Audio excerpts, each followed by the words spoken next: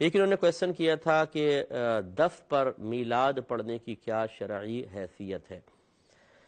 دیکھیں، اس میں جو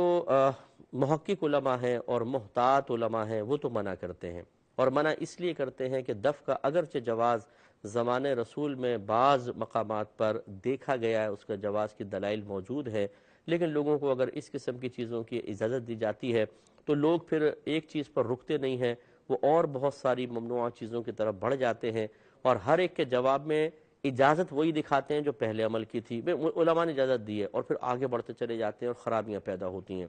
اس لیے اس طرح کے محتاط علماء تو بالکل منع کرتے ہیں کہ نہیں ہونا چاہیے، لیکن بعض علماء یہ فرماتے ہیں کہ چونکہ دف کا ثبوت زمانے رسول صلی اللہ علیہ وسلم میں ہے، بچیوں نے دف پہ ترانے گائے ہیں، اور عید کے دن بھی نبی کریم صلی اللہ علیہ وسلم کے پاس کچھ بچیاں تھیں جو دف بجا رہی تھیں، اور خود سرکار صلی اللہ علیہ وسلم وہاں تشریف فرما تھے اور آپ نے منع نہیں فرمایا، اس لیے خاص مواقع پر دف بجانا اس کی اجازت ہوگی، ان وہ علماء اجازت دیتے ہیں۔ اب خلاصہ کلام یہ ہے کہ اگر کوئی اس طرح دف پر میلاد پڑھ رہا ہے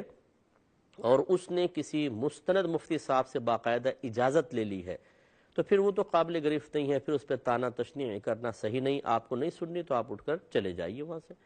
اور اگر وہ اپنے طور پہ ہی جواز کے پہلو نکال کر بغیر علماء کی تصدیق اور اجازت کے کر رہا ہے تو پھر یہ قطعاً غیر مناسب ہے کہ اس طرح اگر اپنی سوچ اور فہم سے عام آدمی بھی چیزوں کے جواز اور عدم جواز پہ غور کرنے لگ جائے تو پھر دین کا اللہ ہی حافظ ہوگا، اس کو ضرور روکنا بھی چاہیے، منع کرنا چاہیے، پیار محبت سے سمجھانا چاہیے۔ تو اس لیے اس طرح کے جو حضرات پڑھتے ہیں، میری گزارش یہ ہے کہ آپ ان علماء سے کہ جو اس کی تائید اور جواز